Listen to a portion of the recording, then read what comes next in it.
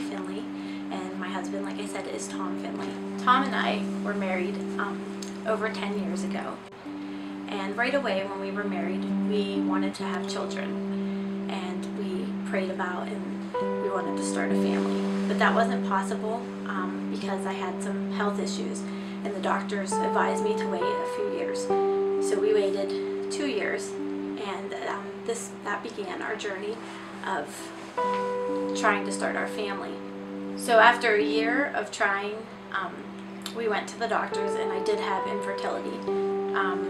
IVF and different fertility treatments were not an option for us.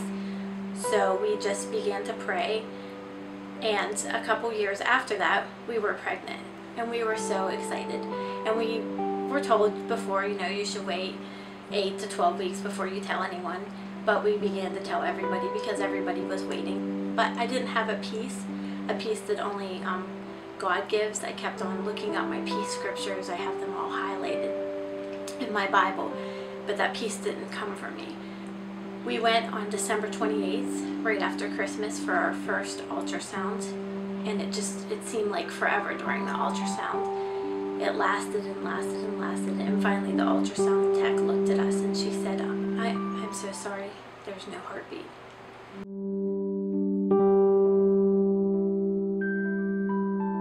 And we just immediately, I said, this can't be, and I asked her to check, and she said, no, there's definitely no heartbeat. The next day we had to have a DNC, and I just could not understand how this pregnancy was ending like that when this is all that we wanted. But I also knew that God had plans. I began to pray whatever His plans would be for us, that He would let us know. After the DNCs, the doctors decided again that there was maybe some reasons that we may not be able to have our own children. At that time, we even looked into adoption, and the adoption papers came in the mail that next May, and a day after our 5th anniversary, I took a pregnancy test, and it was positive. But this time, I immediately had a peace, and I told Tom we were pregnant with a successful pregnancy, and on January 15th, 2008, we gave birth to our first daughter, Sheridan Faith. And as soon as we held her, we knew that we wanted to have more children. We knew that we wanted her to have a sibling. And almost 2 years later, we gave birth to our son, Thomas Slater. And it was just, we felt so fulfilled. God gave us one of each. That's all that we could ask for, right? Well, we thought our family was complete. Even though Tom had always wanted to have 3 children, I just wasn't sure that I could go through the trials of losing another baby. But God, again, had other plans, and 4 months later, Thomas was only 4 months old, we found out that we were pregnant again. This time with twins, identical twins. I felt some uneasiness about this pregnancy, but I just felt like God was telling me that I needed to cling to Him. Psalms 27:13, I am still confident of this. I will give you the goodness of the Lord in the land of the living. And then 14 goes on to say, be strong and take heart. We were told that we needed to go to a high-risk doctor, and things were going, the doctor said, pretty well, except the babies shared one placenta, so they were keeping an eye on that. But I just didn't feel right. I felt like God was letting me know that something wasn't right. The end of July, I went for an appointment, which was supposed to be just a routine ultrasound, and I told Tom to stay home with the other 2 children while I went for this appointment. I would be fine. I got there, and I explained to the nurses and the doctors that something didn't feel right. I had gained too much weight. I wasn't able to eat. This just wasn't normal. He began to do the ultrasound, and again, complete silence. Yes, there were 2 heartbeats, and he did tell me that they were girls, but these girls were not in good shape at all. They didn't have much of a chance of survival. All the words were blurred, but I heard him talking about aborting one or another, and I also heard him say that this is one of the worst cases that he's seen in all of his years of practice.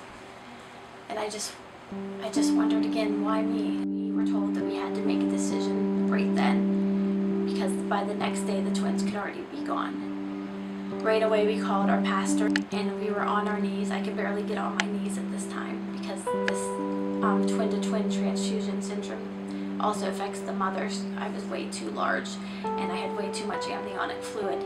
So I barely got on my knees, and Tom got on our knees, and Pastor John gave us sound advice and he prayed with us.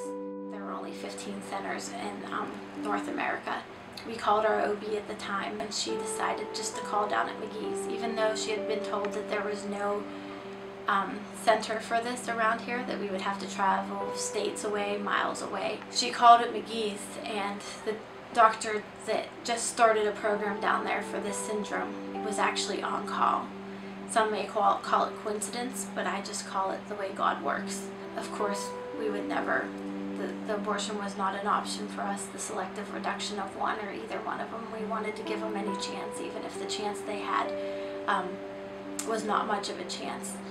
Cassandra, which was baby A, was not in good shape at all. She had no amniotic fluid and her bladder was not present. Ireland, baby B, had all the amniotic fluid and way too much in her bladder, which means that her heart was overworking. So they both were in grave condition. We made our decision to go through with the procedure, only being the second ones ever at McGee's having this procedure done. The first procedure didn't go as planned. It was a major setback. There was a bleed and they weren't even sure why. And 10 days later, they had the procedure done again.